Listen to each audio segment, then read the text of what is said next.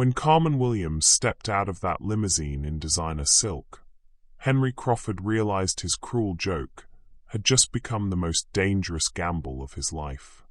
10,000, she said suddenly. What? If you want me to pretend to be your wife, to lie to your precious client, it's $10,000. Carmen's chin lifted slightly. And I get a shopping budget for appropriate attire. Can't have your fake wife showing up in Target, can you? Henry stared at her, seeing Carmen Williams, really seeing her, for perhaps the first time. There was steel beneath that quiet exterior, intelligence in those dark eyes, and something that looked almost like amusement. Fine, he said finally. 10,000, plus shopping budget. Welcome back, my beautiful family and friends. If you're hooked in and you're ready to enjoy this story, click subscribe and let me know in the comments where you're watching from. Because tomorrow, I will be giving you another story just as interesting as this one. And you don't want to miss it. Now let us begin. Henry Crawford stood in his marble-floored penthouse office, gazing down at the bustling city below through floor-to-ceiling windows. At 28, he'd built Crawford Construction from a single truck and a dream into a multi-million-dollar empire. But today, staring at the elegant invitation in his hands, he felt like that scrappy kid from the wrong side of town all over again.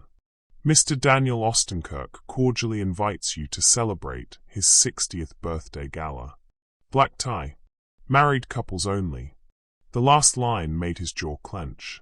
Ostenkirk, the billionaire who controlled half the city's development projects, was old school in the worst way. The man genuinely believed unmarried men were unreliable, irresponsible children playing at business. Henry needed Ostenkirk's Riverside development contract.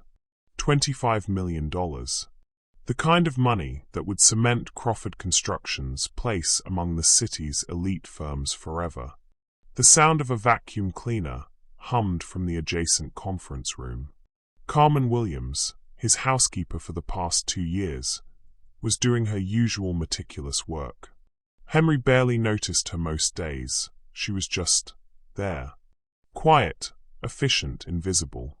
But today, a wild, desperate idea began forming in his mind. He walked into the conference room, watching as Carmen carefully cleaned around the model displays of his latest projects. She was probably around 26, with rich dark skin and hair always pulled back in a practical bun. She wore the same uniform every day, navy blue dress, sensible shoes, minimal makeup. Carmen, he said, and she looked up startled. Yes, Mr. Crawford? Henry studied her face, high cheekbones, intelligent dark eyes, graceful neck. With the right styling, maybe. I have a proposition for you. Carmen turned off the vacuum, giving him her full attention. Something in his tone had shifted. I need you to come to a party with me. Saturday night. Act as my wife. The words hung in the air like a challenge. Carmen's eyebrows rose slightly, but her expression remained carefully neutral. Your wife, sir? It's complicated. Henry began pacing, his mind racing. There's this client, Daniel Ostenkirk. Old-fashioned type. Won't do business with unmarried men. I need this contract, Carmen. It could change everything for my company. Carmen set down her cleaning supplies and crossed her arms. So you want me to lie for you? I want you to help me secure the biggest deal of my career. Henry's voice took on that persuasive tone he used with difficult clients. One evening. You show up, play the part, and I'll pay you $5,000. Carmen was quiet for a long moment, and Henry found himself actually waiting for her response instead of assuming she'd agree. There was something in her posture, the way she held his gaze, that suggested she wasn't the pushover he'd assumed. What makes you think I can pull off being married to a millionaire? She asked quietly. The question caught him off guard. You're smart, observant. You've been in my house for 2 years. You know how these people talk, how they act. 10,000, she said suddenly. What? If you want me to pretend to be your wife, to lie to your precious client, it's $10,000. Carmen's chin lifted slightly. And I get a shopping budget for appropriate attire. Can't have your fake wife showing up in Target, can you? Henry stared at her, seeing Carmen Williams, really seeing her, for perhaps the first time. There was steel beneath that quiet exterior, intelligence in those dark eyes, and something that looked almost like amusement. Fine, he said finally. 10,000. Plus shopping budget. Carmen nodded once, efficiently. What's the story? How did we meet? How long have we been married? These details matter, Mr. Crawford, if you want this charade to be believable. Henry, he said automatically. If we're married, you should probably call me Henry. A smile ghosted across Carmen's lips. Of course, darling. Something in the way she said that word sent an unexpected shiver down Henry's spine. The following morning, Henry found himself in an upscale boutique in the city's fashion district, feeling completely out of his element. He'd built skyscrapers, managed million-dollar budgets, and negotiated with the toughest contractors in the business. But watching Carmen emerge from a dressing room in an elegant black cocktail dress left him speechless. She moved differently now. Gone was the careful, almost invisible way she'd navigated his penthouse. Instead, she carried herself with a confidence that seemed to fill the room. This one? Carmen asked, turning slowly in front of the three-way mirror. The dress hugged her curves perfectly, transforming her from the woman he barely noticed into someone who commanded attention.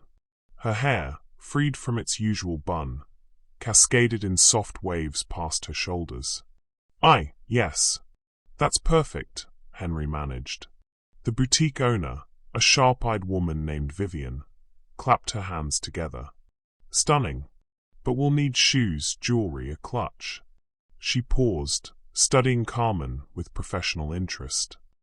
And perhaps we should discuss your hair and makeup for the event. Actually, Carmen said, her voice taking on a cultured tone Henry had never heard before. I was thinking something more classic. Audrey Hepburn meets Michelle Obama. Elegant, but not trying too hard. Vivian's eyes lit up. Oh, you have excellent taste. I have the perfect pieces in mind. Henry watched, increasingly bewildered, as Carmen discussed fashion with the expertise of someone who'd been shopping in high-end boutiques her entire life. She knew designers, understood fabric quality, and spoke about style with an authority that left him wondering who this woman actually was. 2 hours and several $1,000s later, they sat in Henry's BMW outside the boutique, bags of purchases in the back seat. Where did you learn all that? Henry asked finally. Carmen was examining a small velvet jewelry box. Learn what? The way you talked in there. About fashion, designers. You sounded like you belonged in that world. Carmen's fingers stilled on the box. For a moment, her carefully composed expression flickered, revealing something vulnerable underneath. Maybe I do belong in that world, she said quietly. Henry turned to face her fully. Carmen, who are you really? She was quiet for so long that Henry thought she wouldn't answer. When she finally spoke, her voice was barely above a whisper. I have a master's degree in civil engineering from MIT. The words hit Henry like a physical blow. What? Graduated summa cum laude. Full scholarship. Carmen's laugh held no humor. I've been cleaning your house for 2 years, and you never once thought to ask about my background. Henry's mouth opened and closed, but no words came. MIT. One of the most prestigious engineering programs in the world. And she'd been cleaning his floors. Why? He asked hoarsely. Why are you working as a housekeeper if I'm what? Smart. Educated. Carmen's voice sharpened. You want to know why, Henry? Because Crawford Construction, your company, Rejected my job application 3 years ago. Never even got an interview. The blood drained from Henry's face. I don't understand. Carmen opened her purse and pulled out a folded piece of paper, yellowed with age. She handed it to him without a word. Henry unfolded it with trembling fingers. It was a rejection letter on Crawford Construction letterhead, dated 3 years ago. Thank you for your interest in Crawford Construction. While your qualifications are impressive, we have decided to pursue other candidates whose experience better aligns with our current needs. His signature was at the bottom. I remember this, Henry said slowly.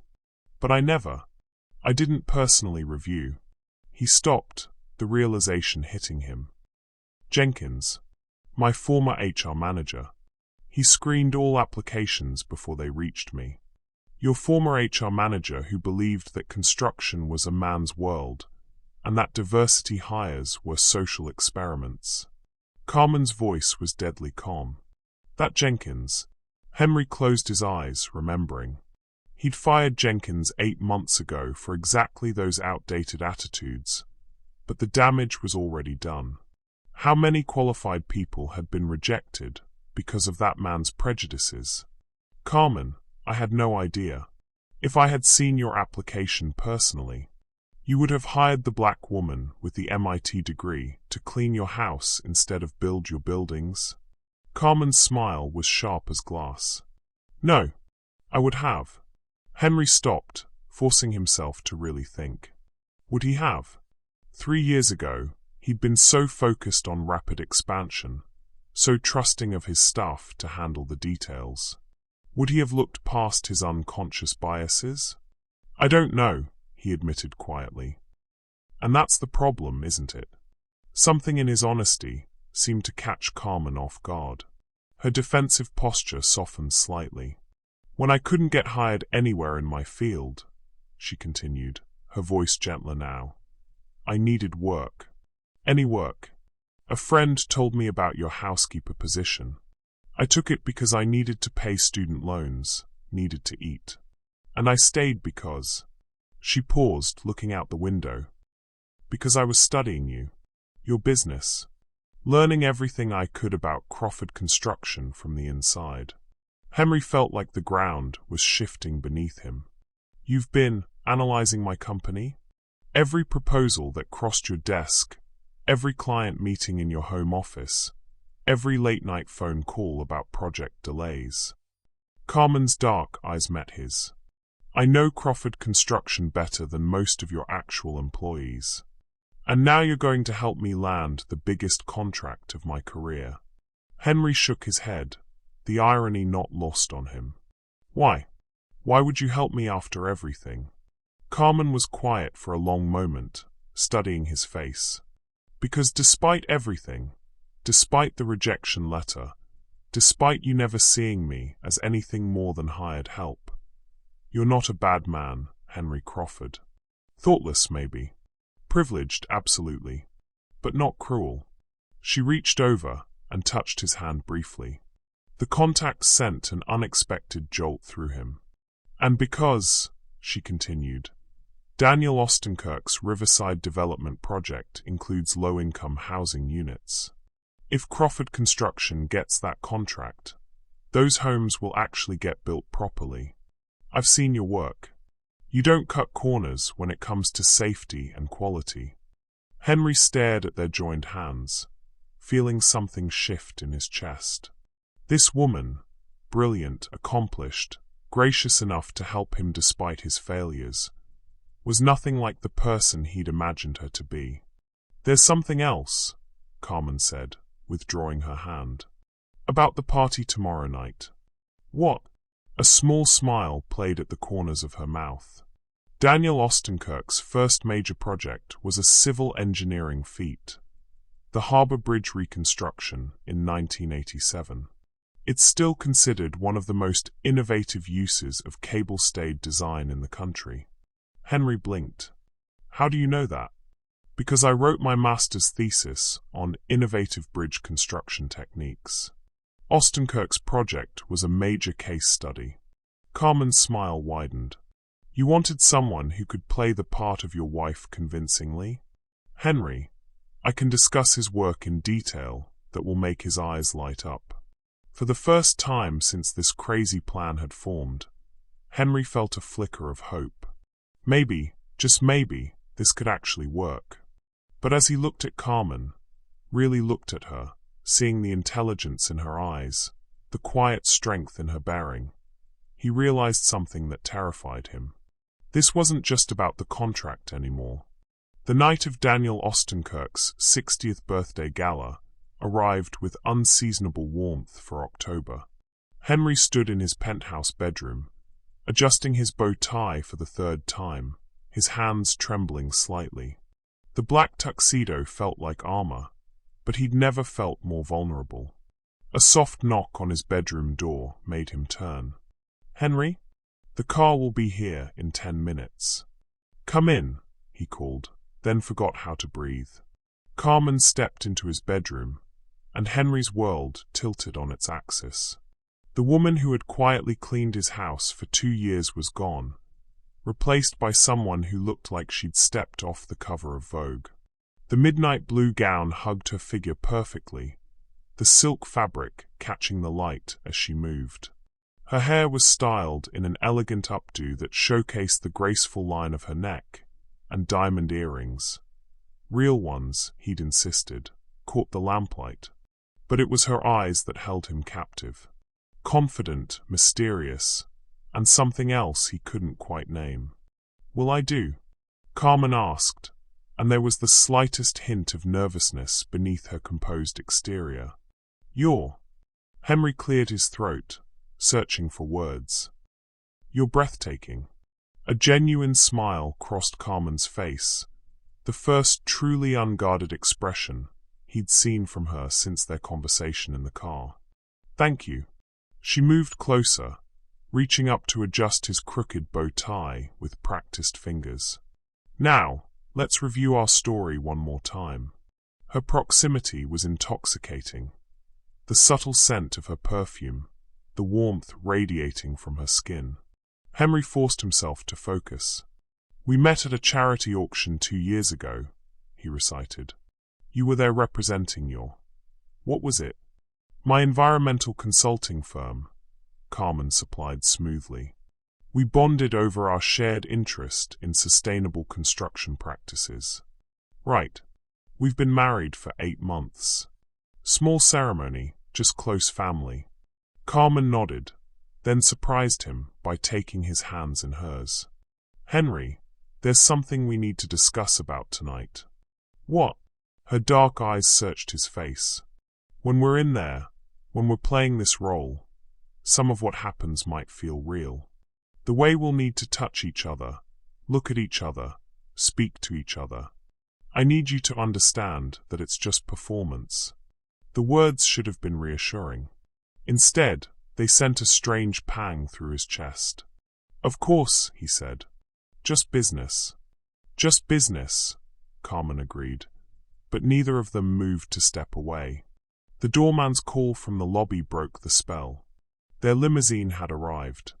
The Ostenkirk mansion was a testament to old money and older traditions. As their car wound up the circular drive, Henry counted at least 50 vehicles. Luxury sedans, vintage classics, and even a few horse-drawn carriages for show. Henry, Carmen said quietly as they approached the entrance, remember, you love me.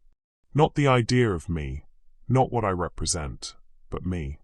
If Ostenkirk is as perceptive as you say, he'll see through anything less than complete authenticity. Before Henry could respond, their car door opened. A white-gloved valet extended his hand to help Carmen out, and Henry watched as she transformed once more. Her posture straightened, her smile became radiant, and she moved with the fluid grace of someone born to this world. She took Henry's arm as they approached the mansion's grand entrance, and he felt the subtle pressure of her fingers through his jacket. A reminder, an anchor, a promise. Mr. Crawford. A booming voice called out as they entered the marble-floored foyer. Daniel Ostenkirk himself approached, a distinguished man in his 60s with silver hair and sharp blue eyes that missed nothing.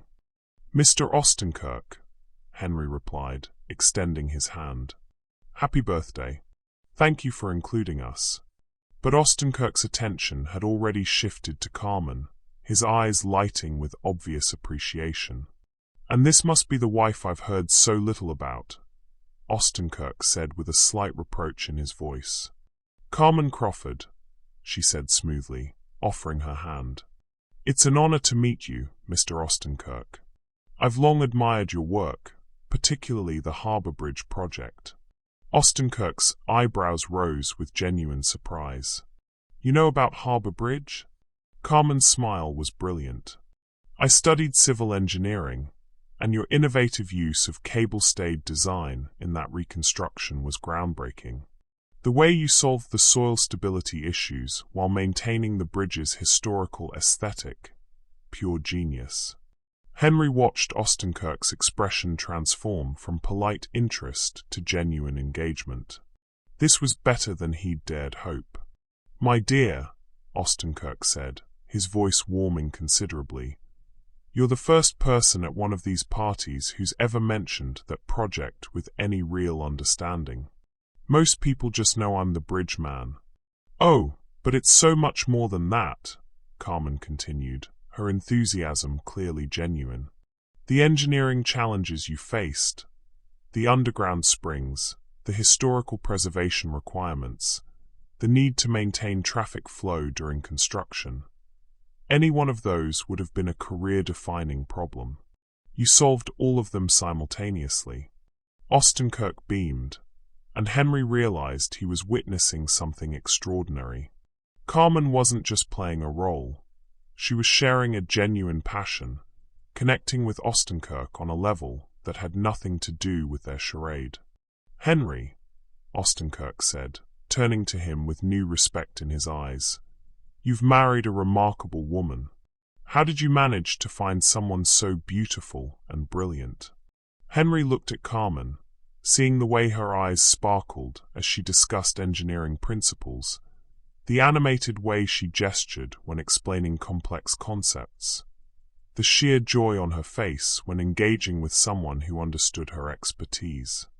"I got lucky," Henry said quietly, and realized he wasn't acting anymore. The evening progressed like a dream. Carmen moved through the crowd with ease, charming Ostenkirk's other guests with her intelligence and grace. Henry found himself watching her more than necessary, marveling at how she could discuss everything from sustainable construction materials to classical music with equal authority. "Your wife is quite impressive," a voice said beside him. Henry turned to find Margaret Ostenkirk, Daniel's wife, holding a glass of champagne and studying him with knowing eyes. "Yes, she is," Henry replied. "The way you look at her," Margaret continued with a smile, "reminds me of how Daniel looked at me when we were newlyweds. Complete adoration mixed with genuine surprise, as if you can't quite believe your good fortune." Henry felt heat creep up his neck. Was he being that obvious? 23 years married, Margaret continued, and he still looks at me that way sometimes. "You're a lucky man, Mr. Crawford." Across the room, Carmen was deep in conversation with Ostenkirk himself, the older man gesturing enthusiastically as they discussed something that had them both animated. Other guests had gathered around them, drawn by the energy of their exchange. "She's quite something," Margaret said, following Henry's gaze. "Daniel's been trying to find someone to discuss his projects with for years. Most people just nod politely and change the subject." "She's brilliant," Henry said, and meant it completely. Margaret studied him with shrewd eyes. "You know, there's something I'm curious about." Henry's pulse quickened. "What's that? How long have you two actually been together?" The question hit Henry like ice water.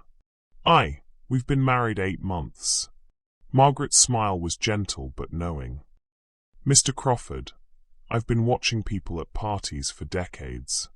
I can spot a arranged marriage, a marriage of convenience, even a fake marriage from across a room. She paused, letting that sink in. But I can also spot real love, even when the people involved haven't figured it out yet. Henry stared at her, his heart pounding. Whatever your story really is, Margaret continued quietly, the way you look at her is real. And unless I'm very much mistaken, the way she looks at you when she thinks no one is watching, that's real too. Before Henry could respond, Carmen appeared at his side, slipping her arm through his with natural ease. Margaret, I hope you don't mind me stealing my husband for a moment, Carmen said with a warm smile. Daniel wants to show us his study. Of course, dear.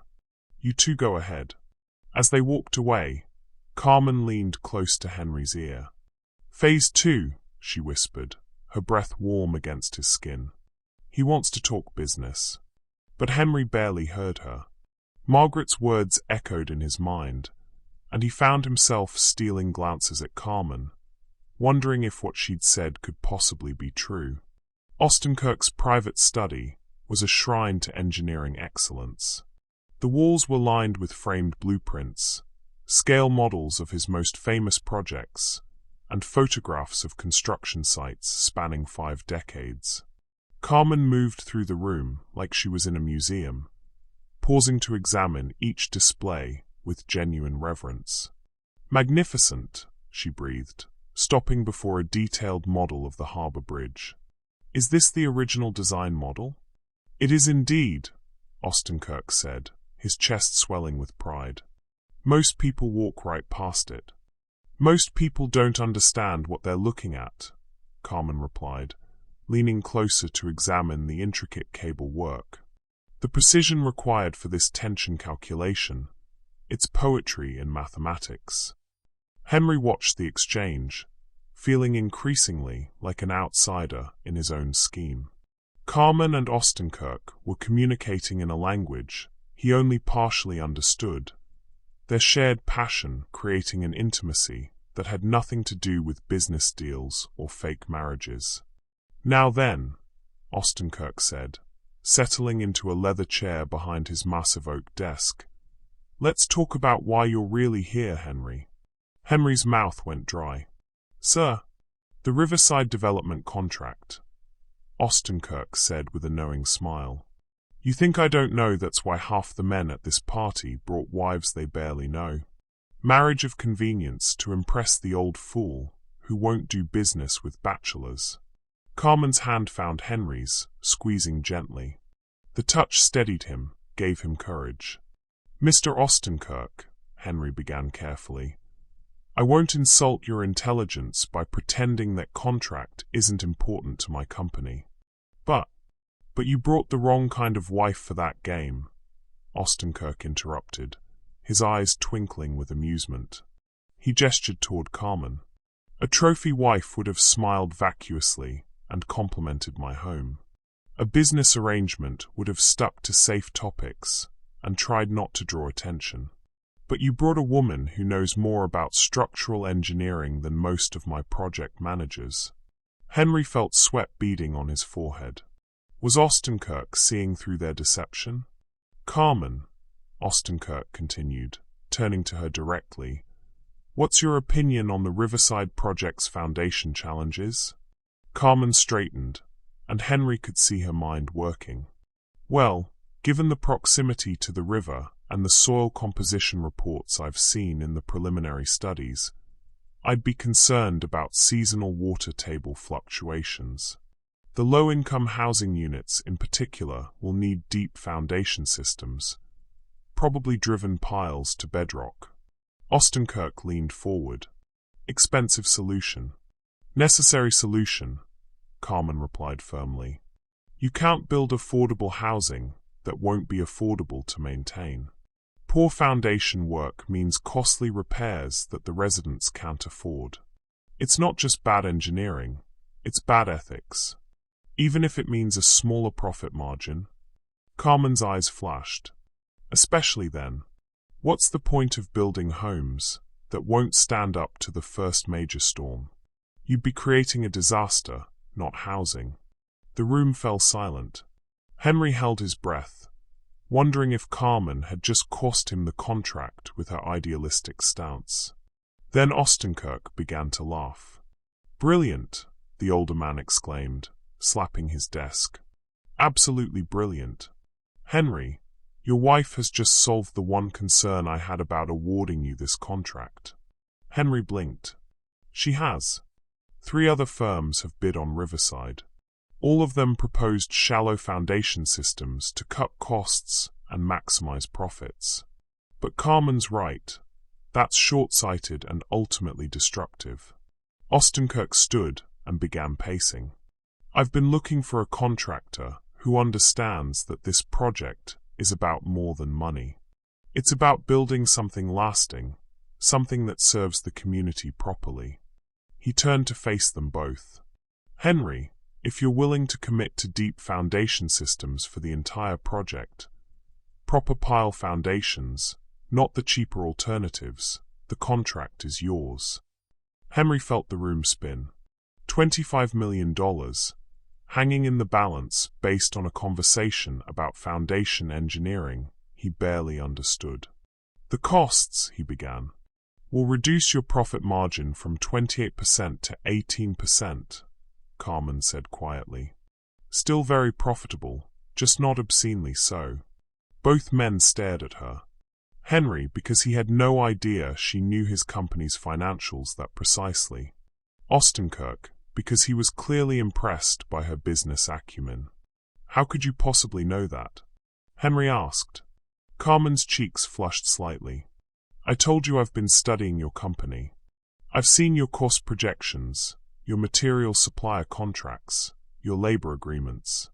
I know what it costs you to build things properly." "And she's right about the margins," Ostenkirk added. 18% is still excellent for a project this size." Henry looked between them. The billionaire client who controlled his company's future, and the woman who had somehow become his most valuable advisor without him even realizing it. "We accept," Henry said firmly. "Deep foundations throughout. No compromises on structural integrity." Ostenkirk's smile was radiant. "Excellent. Margaret will be so pleased. She was the one who insisted this project include affordable housing in the first place." He moved to his desk and pulled out a folder. "I'll have my lawyers draw up the contracts. We can have them ready for signature by next week." As Ostenkirk busied himself with paperwork, Henry found himself studying Carmen's profile. She had just secured him the biggest contract of his career, while potentially adding millions in costs. She had demonstrated knowledge of his business that surpassed some of his own employees. And she had done it all while maintaining the facade of being his loving wife. Who was this woman, really? "There is one more thing," Ostenkirk said, looking up from his desk. "A favor, if you will." "Of course," Henry replied, though unease was building in his stomach. "I'd like Carmen to consult on the project. Not officially. I understand she has her own business to run, but I'd value her input on the engineering challenges. Someone with her expertise and ethical standards." He shrugged. "It would give me peace of mind." Carmen's carefully composed expression flickered with surprise. "Mr. Ostenkirk, I'm flattered, but—" "Think about it," he said gently. "No pressure. But expertise like yours shouldn't be wasted on—" He paused, as if searching for the right words. "On cleaning houses?" Carmen finished quietly. The words hung in the air like an accusation. Henry felt his face burn with shame as he realized what Ostenkirk was implying. Somehow, the older man had seen past their performance to something closer to the truth. "I should clarify," Ostenkirk said carefully. "I don't know the details of your situation, and I'm not asking for them, but I recognize exceptional talent when I see it. Whatever your current circumstances, Carmen, you have a mind that could shape the future of sustainable construction in this city." Carmen's eyes glistened, and Henry realized she was fighting back tears. When had anyone last recognized her potential? When had anyone seen her as more than hired help? "Thank you," she whispered. "That means more than you know." Ostenkirk nodded and returned to his paperwork, giving them a moment of privacy. Henry wanted to reach for Carmen, to comfort her, but something in her posture warned him away. "We should get back to the party," Carmen said finally, her voice carefully controlled. "People will notice if we're gone too long." "Carmen." "Not here," she said quietly. "Please." They rejoined the party, moving through the remaining hours in their roles as devoted newlyweds. But something had shifted between them. The weight of Ostenkirk's words, the reality of what Carmen had sacrificed, the growing awareness that their pretense was becoming something deeper. It all hung between them like an unspoken truth. As they finally said their goodbyes and settled into the back seat of their limousine, the silence felt deafening. $25 million, Henry said finally. "Congratulations," Carmen replied, staring out the window. "Carmen, about what Ostenkirk said. About wasting my expertise?" Her voice was steady, but Henry could hear the hurt underneath. "He wasn't wrong. That's not your fault. That's mine. My company's. The whole damn system's." Carmen turned to look at him, and in the dim light of the passing streetlights, Henry saw something that made his chest tighten. Not anger, not resentment, but a bone-deep weariness. "Do you know what the hardest part has been?" she asked quietly. Henry shook his head. "Not the rejection letters. Not the menial work. Not even the way people look through me like I'm invisible." She paused, gathering herself. "It's been watching you make decisions about projects I could improve, seeing problems I could solve, knowing that my silence is the price of keeping a job I'm overqualified for by any measure." The truth of it hit Henry like a physical blow. For 2 years, he'd had one of the most brilliant engineering minds in the city cleaning his floors while he struggled with complex construction challenges she could have solved in her sleep. "Carmen," he said, his voice hoarse, "I want to make this right." She studied his face in the dim light. "How?" It was a simple question with a complex answer. How could he make up for 2 years of blindness? How could he undo the damage done by systemic prejudice? How could he bridge the gap between who she was and who he'd allowed himself to see? "I don't know yet," Henry admitted. "But I'll find a way. I promise." Carmen nodded slowly, and Henry realized that this conversation, this moment of brutal honesty, had changed something fundamental between them. The pretense was cracking, revealing something raw and real underneath. Something that scared him more than any business deal ever could. Henry woke to the smell of coffee and the sound of rain against his penthouse windows. For a moment, he lay still, replaying the previous night in vivid detail. Carmen's transformation, Ostenkirk's approval, the weight of that $25 million contract, and most of all, the conversation in the limousine that had stripped away all pretense between them. He found Carmen in his kitchen, still wearing the silk robe he'd bought her as part of their married couple wardrobe, her hair falling in loose waves around her shoulders.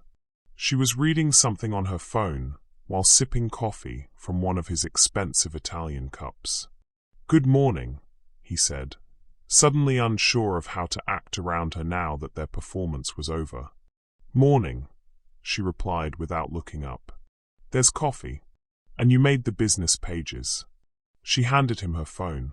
The headline read, "Crawford Construction lands Ostenkirk's Riverside deal." Below was a photo from the party, Henry and Carmen dancing, her head tilted back in laughter, his eyes fixed on her face with an expression that looked disturbingly like adoration.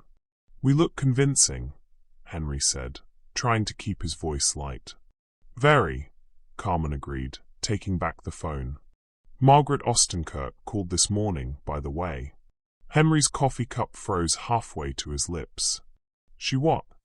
Invited us to brunch next Sunday.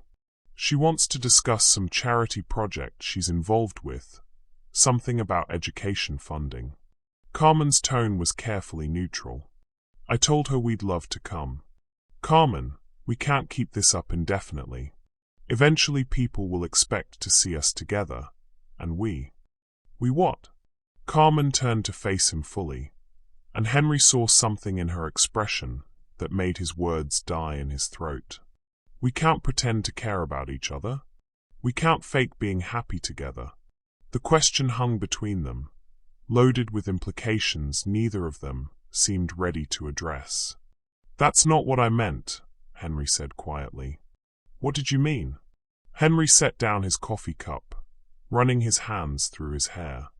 I meant that what happened last night, it felt real. And I don't know how to handle that. Carmen was silent for a long moment. When she spoke, her voice was barely above a whisper. It felt real because parts of it were real. The admission sent Henry's pulse racing. Which parts?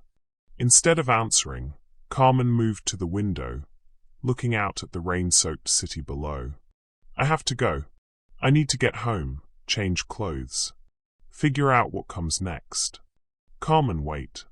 She turned, and Henry saw something in her eyes that looked like fear. Henry, what happened last night was extraordinary. But we need to be careful not to confuse performance with reality. Is that what you think this is? Performance? I think, Carmen said carefully, that we're two people who got caught up in a fantasy. You needed a wife to impress a client. I needed money and a chance to prove I belonged in that world. We both got what we wanted. Her words should have been reassuring. Instead, they felt like a door slamming shut. Right, Henry said, his voice coming out more clipped than he intended. Just business. Carmen flinched as if he'd struck her. Just business. But neither of them moved to leave. They stood there in the morning light, the space between them crackling with unspoken truths. The silence was broken by the chime of Henry's phone. A text message from his assistant. Reporters are calling about your wife. They want interviews about the engineering discussion at the party. What should I tell them? Henry showed Carmen the message, and she paled. This is exactly what I was afraid of, she said. Henry, I can't be scrutinized by the press. They'll figure out who I really am, what I really do. This whole thing will fall apart. Maybe that wouldn't be such a bad thing, Henry said quietly. Carmen stared at him. What? Maybe it's time people knew who you really are. Maybe it's time I stopped being ashamed of the fact that I've had one of the most brilliant engineers in the city working as my housekeeper because my company was too blind to recognize her talent. Henry, you can't. I can't what? Tell the truth? Admit that I've been an idiot. Henry's voice was rising now, fueled by frustration and something deeper. Carmen, you saved my company last night. Not just with Ostenkirk, but by showing me what I've been missing, what I've been wasting. Carmen's eyes were bright with unshed tears. And what exactly are you proposing? Henry took a deep breath, knowing that what he was about to say would change everything between them. Work for me. Really work for me. Not as my housekeeper, not as my fake wife, but as my partner. Head of engineering. Full equity stake. Help me build something that matters. The offer hung in the air between them. Carmen's face went through a series of emotions: surprise, hope, fear, and finally, something that looked like grief. Henry, she said softly, you're offering me everything I've ever wanted professionally. But I need to know, is this guilt? Is this gratitude? Or is this something else? The question cut to the heart of everything he'd been trying not to examine. Why was he making this offer? Was it because she'd saved his business? Because he felt guilty about how she'd been treated? Or was it because the thought of her walking out of his life felt unbearable? Do you think Henry's offer comes from genuine feelings, or just guilt and gratitude? What would you do in Carmen's position? Tell us in the comments. I don't know, Henry admitted. All I know is that after last night, the idea of going back to the way things were, you invisible, me oblivious, it's impossible. Carmen closed her eyes, and when she opened them again, they were filled with resolve. I need time to think. About the job offer, about us, about all of it. How much time? A week. Maybe 2. I need to clear my head, figure out what I actually want versus what I think I should want. Henry nodded, though every instinct screamed at him not to let her leave. And in the meantime? In the meantime, you're going to have to handle the press questions about your mysterious wife. And next Sunday, we're going to have brunch with the Ostenkirks, and try not to let them discover that we're complete frauds. She moved toward the door, then paused. Henry. Yeah. Last night, when you looked at me, when we were dancing, was that performance too? The question hit him like a physical blow. Henry met her eyes, knowing that his answer would either build a bridge between them or burn one down. No, he said quietly. That was the most real thing I've felt in years. Carmen's breath caught, and for a moment, Henry thought she might say something that would change everything. Instead, she simply nodded. I'll call you about Sunday, she said, and then she was gone. Henry stood alone in his kitchen, surrounded by the remnants of their pretend life. Her coffee cup, the newspaper with their photo, the lingering scent of her perfume, and realized that somewhere in the space of 24 hours, he'd gained the contract of his dreams and lost something he hadn't even known he wanted. The rain continued to fall against the windows, and Henry found himself wondering if he'd just made the biggest mistake of his life by letting her walk away, or if the biggest mistake had been not seeing her clearly 2 years ago. 3 days passed without word from Carmen. Henry threw himself into work, meeting with his team to discuss the Riverside project, reviewing foundation specifications, and fielding calls from reporters who wanted to know more about his mystery wife. Each time someone asked about Carmen, he felt like he was lying by omission. His assistant knocked on his office door Thursday afternoon. Mr. Crawford, there's a Daniel Ostenkirk here to see you. He doesn't have an appointment, but... Send him in, Henry said, his stomach dropping. Unannounced visits from billionaire clients were never good news. Ostenkirk entered with his usual commanding presence, but his expression was unreadable. He settled into the chair across from Henry's desk with the careful movements of a man choosing his words. We need to talk, Ostenkirk said simply.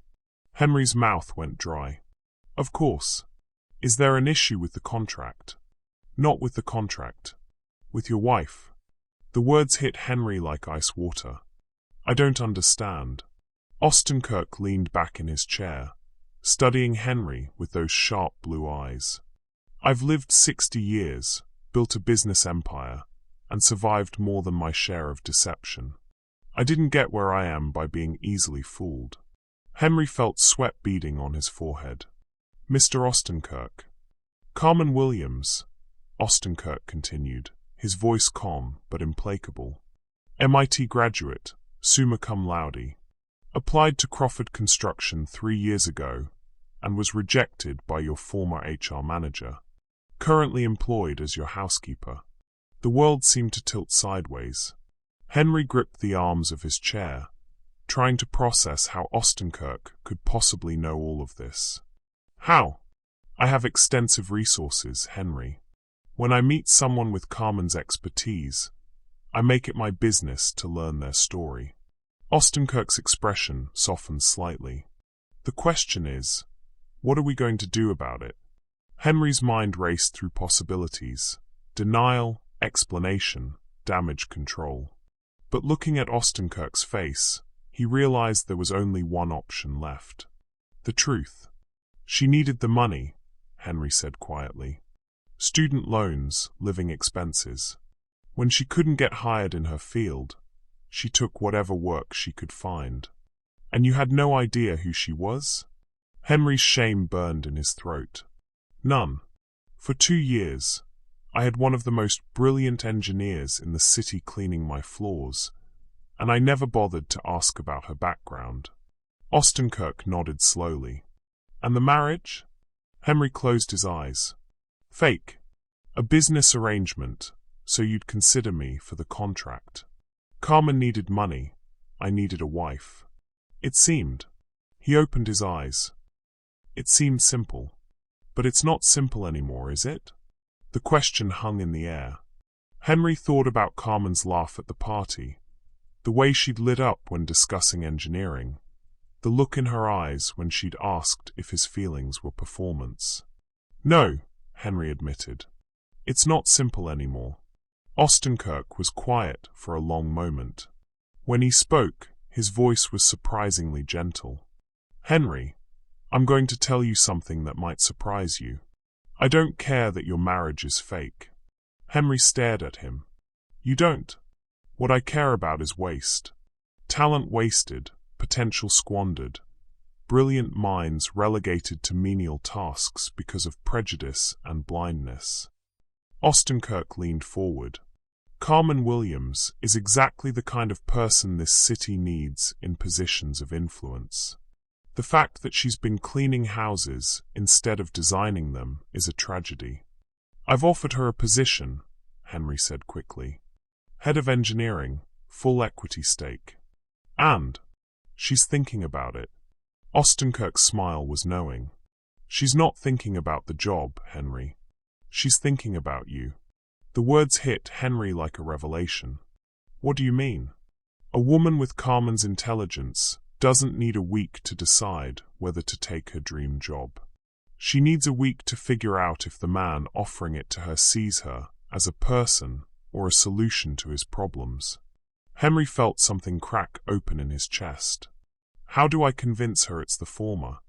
You don't, Ostenkirk said simply. You show her, and you start by being honest about your own feelings. Before Henry could respond, Ostenkirk stood. The contract stands, by the way. But I have one condition. What condition? I want Carmen consulting on this project, officially. Her name on the permits, her signature on the engineering reports. If she's going to help build something lasting, she deserves credit for it. Henry nodded, overwhelmed by the older man's generosity. Thank you. Don't thank me yet. You still have to convince her to work with you. Ostenkirk moved toward the door, then paused. And Henry? Stop calling her your fake wife. Either she's your wife or she isn't. But the woman who impressed every person at my party deserves better than being labeled a fraud. After Ostenkirk left, Henry sat alone in his office, staring at the contract folder on his desk. $25 million, the deal of his lifetime, and all he could think about was Carmen's question. Was that performance too? He pulled out his phone and scrolled to her number, then hesitated. What could he say that wouldn't sound like manipulation?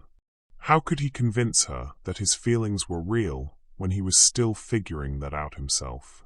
Instead, he opened his laptop and began typing an email to his entire company.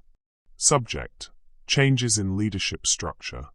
Effective immediately, Crawford Construction will be implementing new hiring practices and expanding our engineering department. We will also be conducting a comprehensive review of all past applications to ensure qualified candidates weren't overlooked due to unconscious bias. It wasn't enough. It wasn't nearly enough. But it was a start. As he typed, Henry found himself thinking about the photo from the newspaper, the way he'd looked at Carmen while they danced. Had that really been performance?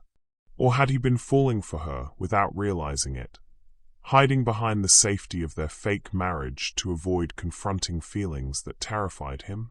His phone buzzed with a text message. Sunday brunch is still happening. Margaret called again. We need to discuss logistics. See. Henry stared at the message, noting what Carmen hadn't said. No mention of his job offer.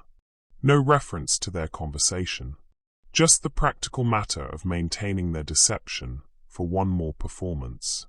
He typed back, "We should talk first. About everything." The response came quickly. "Not ready yet. Just brunch. We can do this." Henry set down his phone, frustrated and worried. Carmen was retreating, putting walls back up, preparing to return to their old dynamic, where she was invisible and he was oblivious. But he wasn't oblivious anymore.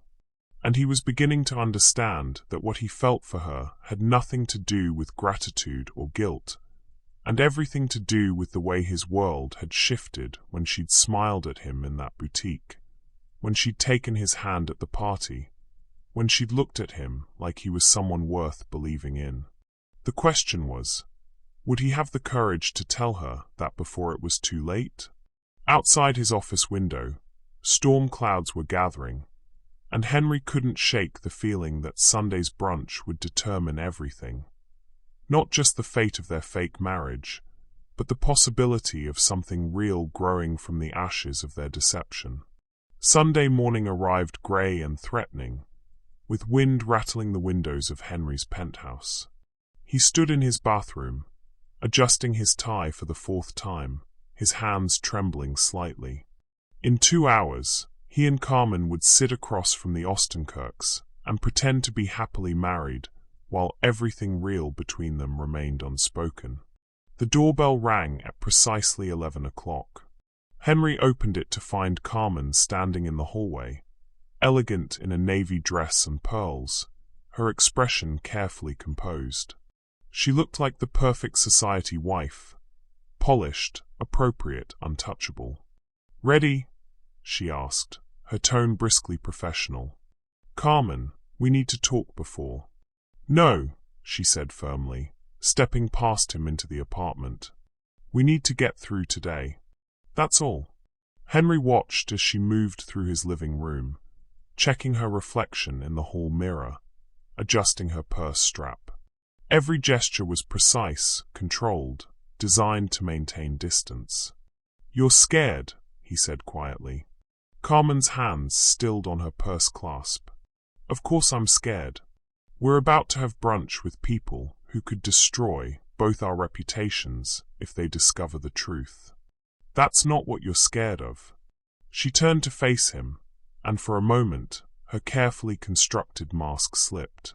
He saw the vulnerability underneath, the fear that ran deeper than social embarrassment or professional consequences. "Don't," she whispered. "Please don't make this harder than it already is." "Carmen." "The car's here," she said, looking past him toward the window. "We need to go." The ride to the Ostenkirk estate passed in tense silence. Carmen stared out her window, while Henry rehearsed conversations in his head, trying to find words that might bridge the growing chasm between them. They were ushered into a sun-drenched conservatory where Margaret Ostenkirk waited with an elaborate brunch spread. She rose to greet them with genuine warmth, kissing Carmen's cheek and embracing Henry like an old friend. "You two look lovely together," Margaret said, and Henry caught the slight tightening around Carmen's eyes. "Daniel will join us shortly. He's finishing a call with his architects." They settled around a glass table surrounded by blooming orchids. Margaret immediately launched into discussion of her education foundation, her passion evident as she described programs for underprivileged students interested in STEM fields. "We're particularly focused on young women," Margaret explained, "especially those from communities where engineering careers aren't traditionally encouraged." Carmen's professional mask softened as Margaret spoke. "That's wonderful. Those students need to see examples of people who look like them succeeding in technical fields." "Exactly." Margaret's eyes lit up. "Which is why I was hoping. Well, this might be presumptuous, but would you consider joining our board? We need someone with your expertise and background." Henry watched Carmen process the request, seeing the conflict in her expression. She wanted to say yes, he could tell, but accepting would mean continuing their deception indefinitely. I'm flattered, Carmen said carefully, but my situation is complicated right now. Oh, Margaret's eyebrows rose with interest. Before Carmen could respond, Daniel Ostenkirk entered the conservatory, his face grim. I'm sorry to interrupt, but we have a problem. Henry's blood turned to ice. What kind of problem? Ostenkirk held up a tablet displaying a news website. The headline read, Fraud Alert. Crawford Construction CEO's marriage exposed as business scam. The article featured photos from the birthday party, alongside what appeared to be employment records and public documents. Henry's stomach plummeted as he read the subheading. Sources reveal Mrs. Crawford is actually Henry Crawford's domestic employee, hired to pose as his wife to secure lucrative contract. Carmen had gone completely still, her face drained of color. How?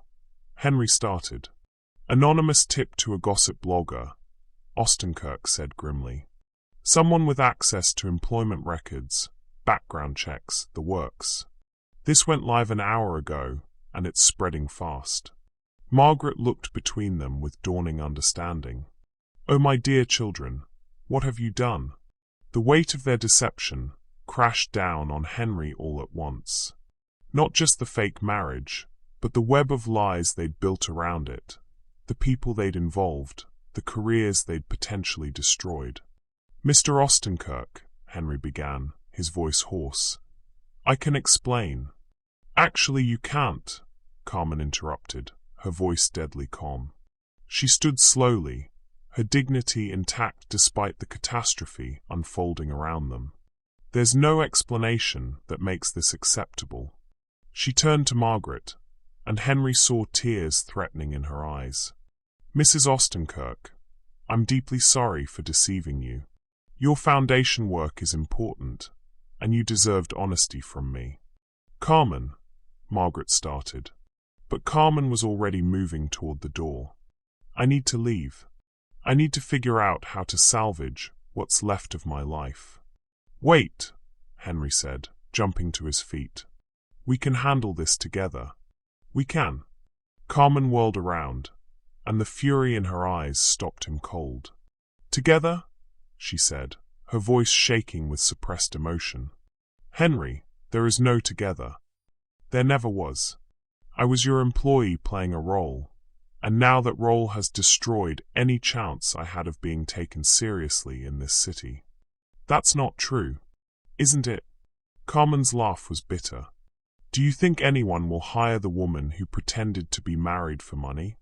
Do you think I'll ever be able to walk into a boardroom without people wondering if I'm qualified or just good at playing dress-up? The truth of her words hit Henry like physical blows. In trying to help her, in getting her involved in his scheme, he'd potentially destroyed her professional future. How do you think Henry can fix this disaster? Is there any way back from this betrayal of trust? Share your thoughts. I'll fix this, Henry said desperately. I'll hold a press conference, tell everyone it was my idea, that you were just helping me, and make me look like a victim instead of a conspirator?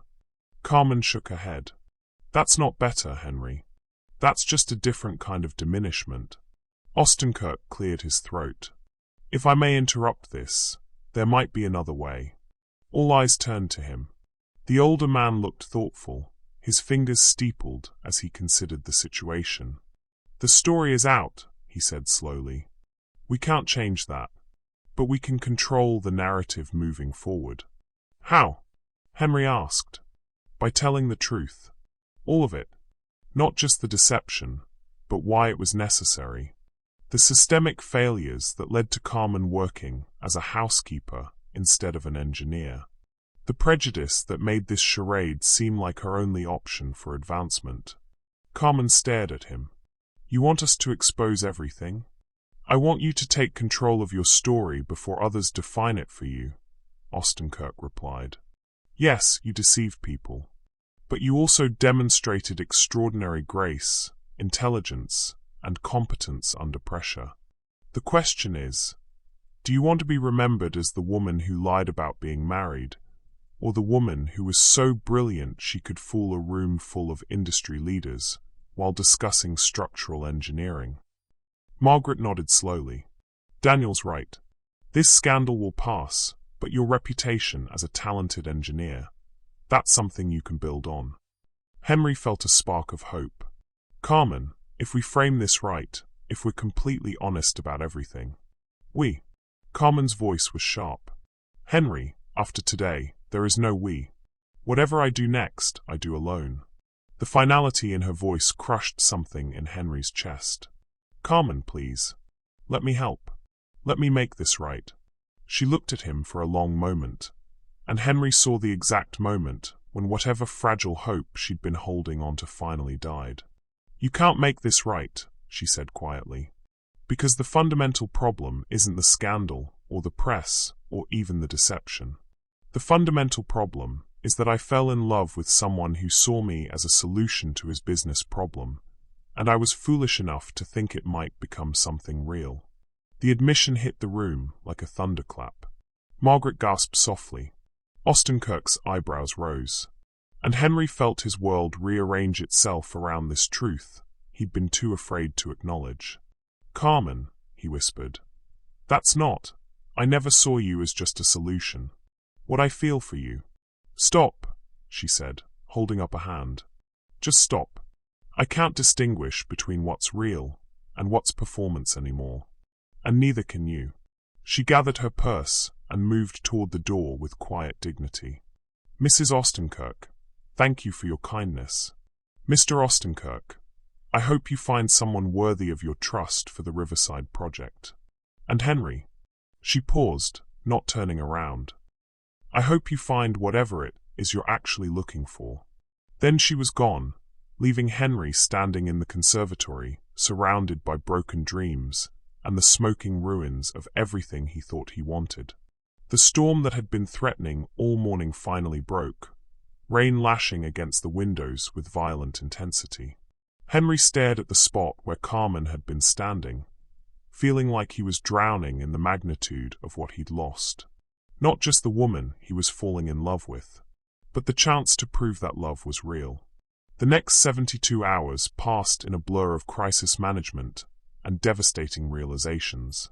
Henry barely slept, spending his time fielding calls from lawyers, public relations specialists, and reporters hungry for more details about the construction romance scandal, as the tabloids had dubbed it.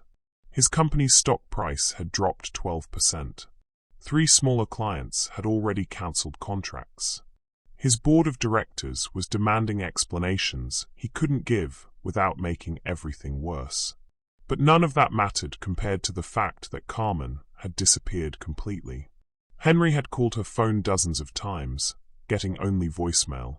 He'd driven to her apartment building, only to be told by the landlord that she'd moved out 2 days ago, leaving no forwarding address. It was as if she'd vanished from the city entirely, taking with her any chance of redemption or reconciliation. Wednesday evening found Henry sitting alone in his penthouse, surrounded by newspapers and legal documents, nursing a glass of whiskey he had no appetite for.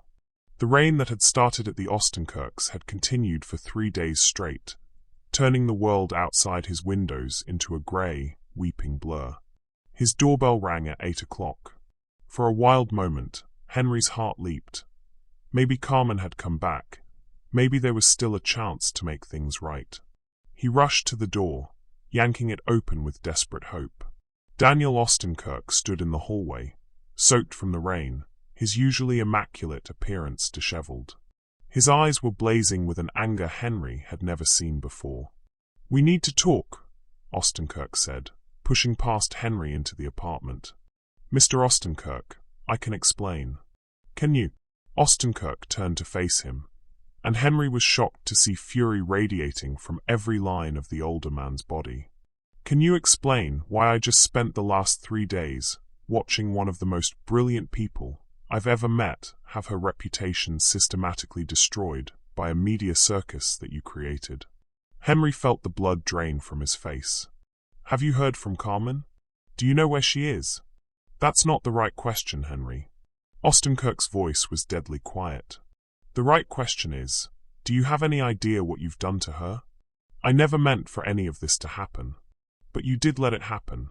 You let her walk into that party, let her charm my guests, let her demonstrate expertise that impressed industry veterans, and then you let her become the villain in a story where she was trying to help you.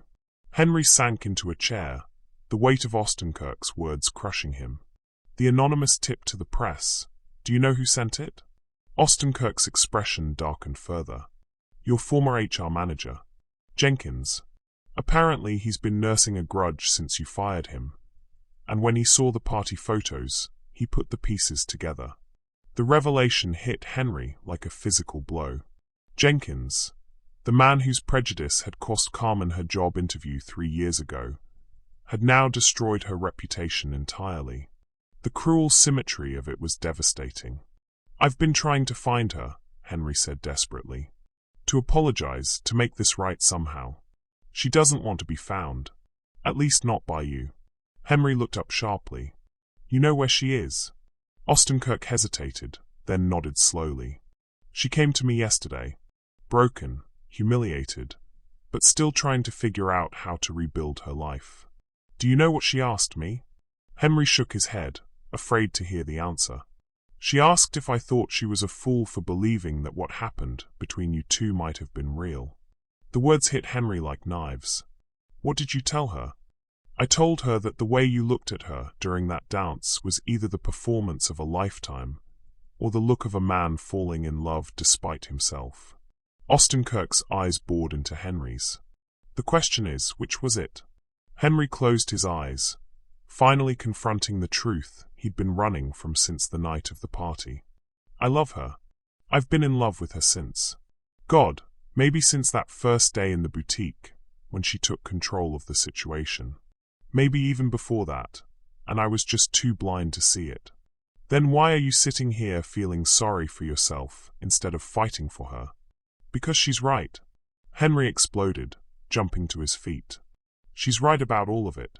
I did see her as a solution to my problem. I did use her. And even if my feelings became real, how can I ask her to trust that when I've already proven I'll sacrifice her for my own benefit? Ostenkirk studied him for a long moment. Henry, do you know why I really gave you that contract? The question caught Henry off guard. Because Carmen impressed you. Because she knew about your bridge project. Partly. But mostly because I saw something in how you two looked at each other. I've been married for 43 years, and I know real love when I see it, even when the people experiencing it are too scared or stupid to recognize it themselves. Henry stared at him. But the contract was fake. Our marriage was fake. The marriage certificate might have been fake, but the emotions weren't. The way she defended proper construction standards, because she knew it mattered to you. The way you listened when she spoke, like her words were the most important thing in the world. The way you both lit up when you were together. Ostenkirk shook his head. That wasn't performance, Henry. That was two people falling in love, despite the circumstances that brought them together. Henry felt something crack open in his chest. Then why did she leave? Because she's terrified. Because she's been hurt and disappointed so many times that she can't distinguish between someone who wants to use her and someone who wants to love her. Ostenkirk moved toward the door, then paused. The question is, what are you going to do about it? She won't see me, won't talk to me. Then stop trying to talk and start showing her. Actions, Henry. Not words, not explanations, not apologies. Actions that prove what kind of man you actually are. After Ostenkirk left, Henry stood alone in his living room, staring at his reflection in the dark windows. The man looking back at him was haggard, desperate, and for the first time in years, completely honest with himself. He loved Carmen Williams. Not because she'd helped him secure a contract, not because she'd impressed his clients, but because she challenged him, inspired him, made him want to be better than he was. He loved her intelligence, her strength, her grace under pressure. He loved the way she saw the world, with clarity and compassion, and an unwavering commitment to doing what was right. And he'd lost her because he'd been too much of a coward to admit any of that when it mattered. Henry pulled out his phone and dialed his lawyer. If he couldn't talk to Carmen directly, he could at least start making the changes that should have been made years ago. "Mitchell, it's Henry Crawford. I need you to draft some documents for me. And then I need you to call a press conference." As Henry began outlining his plan, the rain outside finally began to slow. For the first time in days, he felt something that might have been hope stirring in his chest. He couldn't undo the damage that had been done. But maybe, just maybe, he could prove that love, real love, was worth fighting for, even when the odds seemed impossible. The question was, would Carmen give him the chance to try? 2 weeks later, Carmen sat in a small coffee shop in Portland, Oregon, staring at her laptop screen with growing disbelief. The video that had been sent to her by Margaret Ostenkirk was playing for the third time, and she still couldn't process what she was seeing. Henry stood behind a podium at what appeared to be a major press conference, flanked by lawyers and company executives. But instead of the defensive, damage control statement she'd expected, he was doing something unprecedented. "I called this press conference," Henry was saying on screen, "not to defend my actions, but to take full responsibility for them and announce immediate changes to how Crawford Construction operates." Carmen leaned closer to her laptop, her coffee growing cold as she listened. 3 years ago, my company rejected the job application of one of the most qualified engineers to ever seek employment with us. Carmen Williams, an MIT graduate with a perfect academic record, was turned away not because she lacked qualifications, but because of unconscious bias and systematic prejudice within our hiring practices. The camera flashed to reporters scribbling notes, their faces shocked by Henry's candor. "Rather than seek employment elsewhere," Henry continued, "Ms. Williams took a position as my housekeeper because she needed work and because opportunities in her field were systematically denied to her. For 2 years, I had one of the brightest engineering minds in the country cleaning my floors while I struggled with construction challenges she could have solved in her sleep." Carmen's hand flew to her mouth. He was telling everything, not just about their fake marriage, but about the broader injustices that had led to it. "When I needed a wife to impress a client who wouldn't do business with unmarried men, I asked Carmen to help me. What started as a business arrangement became something neither of us expected. It became real. But by the time we both realized our feelings were genuine, the foundation of deception we built made it impossible to trust what was happening between us." Henry paused, looking directly into the camera with an intensity that made Carmen's heart race. "The media has painted Carmen Williams as a woman who deceived people for money. Let me be clear. Carmen Williams is a brilliant engineer who was forced into an impossible situation by a system that failed her. She demonstrated more grace, intelligence, and integrity in one evening than I've shown in my entire career." The coffee shop around Carmen faded away as she watched Henry continue. "Effective immediately, Crawford Construction is implementing the following changes. First, we're establishing the Carmen Williams Engineering Scholarship, a full-ride program for underrepresented students pursuing STEM degrees. Second, we're partnering with organizations focused on diversity in engineering to review our hiring practices and ensure qualified candidates are never again overlooked because of bias. Third, we're creating a new position, Chief Engineering Officer, and there's only one person qualified to fill it." Henry looked directly into the camera again, and Carmen felt like he was speaking directly to her. "Carmen, if you're watching this, I need you to know something. What I feel for you has nothing to do with business deals or public relations. It has nothing to do with contracts or reputations or damage control. I love you, not because you helped me secure the Ostenkirk deal, not because you impressed a room full of clients, but because you're brilliant and strong and compassionate, and because you make me want to be the kind of man who deserves someone like you." Carmen's eyes filled with tears as Henry's voice cracked with emotion. I know I have no right to ask for your forgiveness. I know grand gestures can't undo the damage that's been done. But if you'll let me, I want to spend the rest of my life proving that what we felt was real.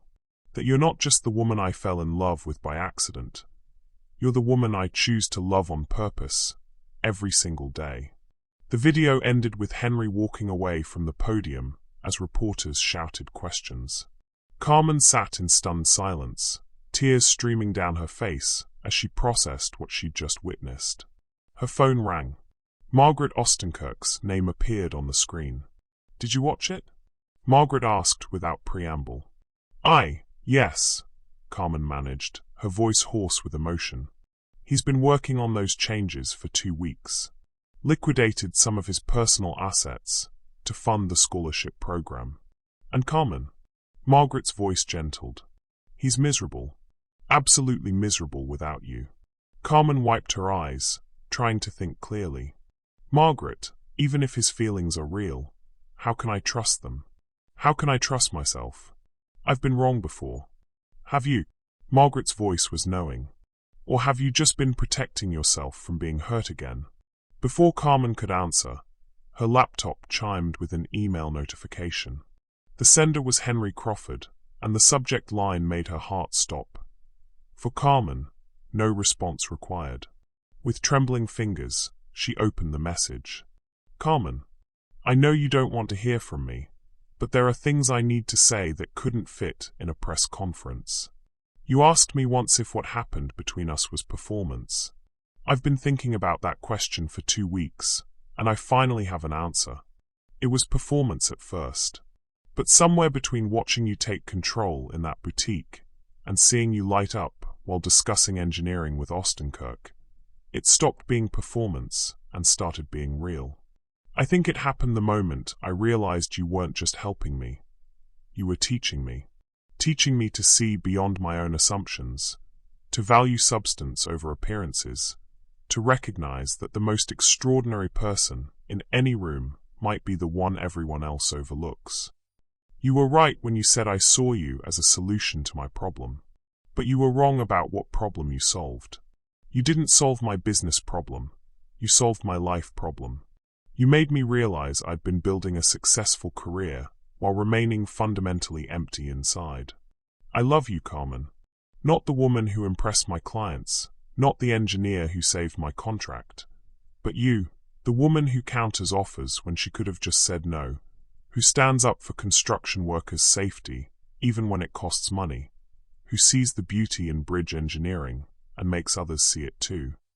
I understand if you can't forgive me. I understand if the damage is too great to repair.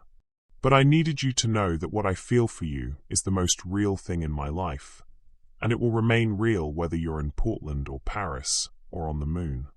Whatever you decide, you should know this. You changed me. You made me better. And I will be grateful for that gift for the rest of my life. All my love. Henry. P.S. The Chief Engineering Officer position remains open. No pressure, but the offer stands regardless of your answer to anything else. Carmen stared at the email through blurred vision, her heart hammering against her ribs. This wasn't manipulation or damage control. This was a man laying his soul bare, asking for nothing but offering everything. Her phone rang again. This time it was Daniel Ostenkirk. Carmen, my dear, I hope you don't mind me calling. Not at all, she said, though her voice was shaky. I wanted to tell you something that might influence your decision about coming home. What's that? I've been in business for 40 years, and I've learned to recognize when someone's words match their actions. Henry Crawford just risked his entire reputation to defend yours.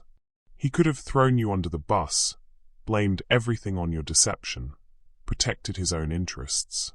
Instead, he made himself the villain and you the victim of systemic injustice. Carmen was quiet, processing. But more than that, Ostenkirk continued, he's putting his money where his mouth is. That scholarship program? That's not a tax write-off for him. That's a significant financial commitment. The diversity initiatives? They'll cost his company millions in the short term, but will build something better in the long term. These aren't the actions of a man trying to manipulate public opinion.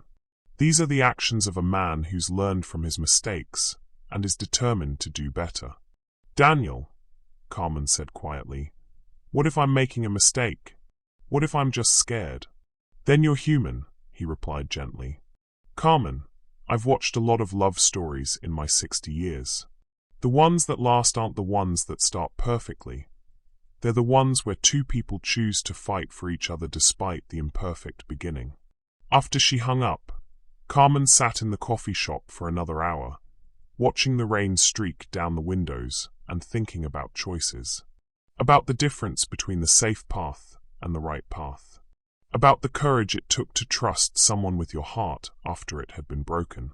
Finally, she opened her laptop and began typing a response to Henry's email.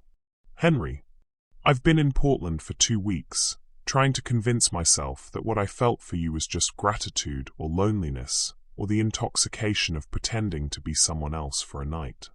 But watching your press conference, reading your email, I realize I've been lying to myself. I love you too.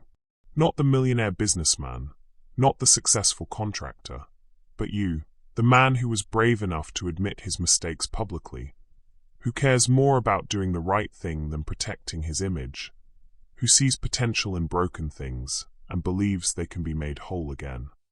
I'm scared. I'm terrified that I'll come back and discover this is all another elaborate performance. But I'm more scared of spending the rest of my life wondering what might have been if I'd been brave enough to try. I'll take the chief engineering officer position. And I'll take the chance on us, if you're still willing to have me. I'll be on the 6 p.m. flight from Portland tomorrow.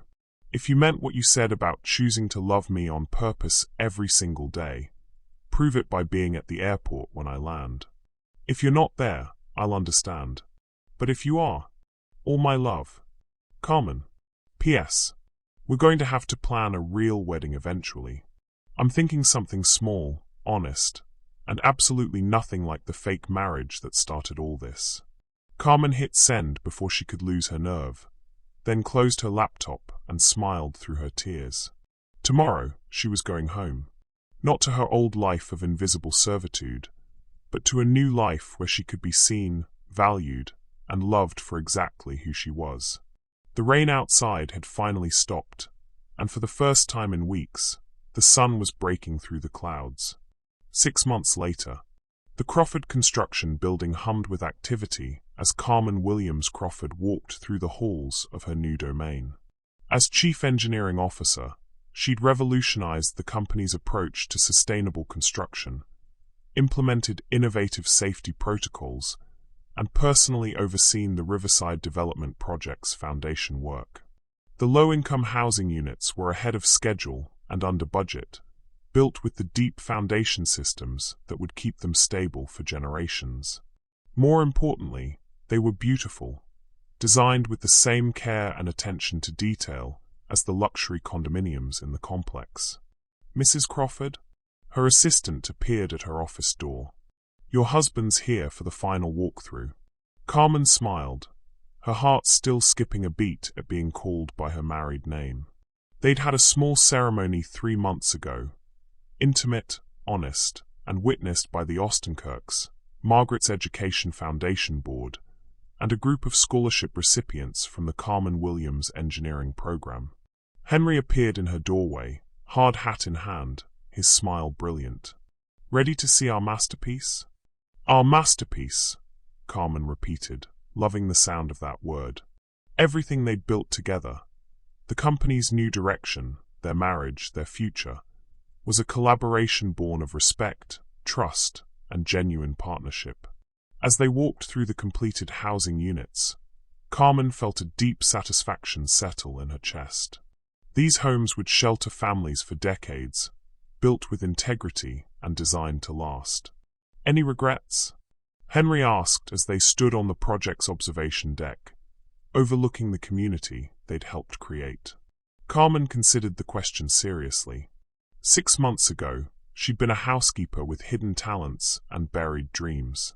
Now she was the chief engineer of a major construction firm, married to a man who valued her mind as much as her heart, building projects that would make a real difference in people's lives. "Only one," she said finally. Henry's face clouded with concern. "What's that?" Carmen turned to face him, her eyes dancing with mischief. "I regret that it took us so long to figure out that the best foundations are built on truth." Henry's relieved laughter echoed across the construction site as he pulled her into his arms.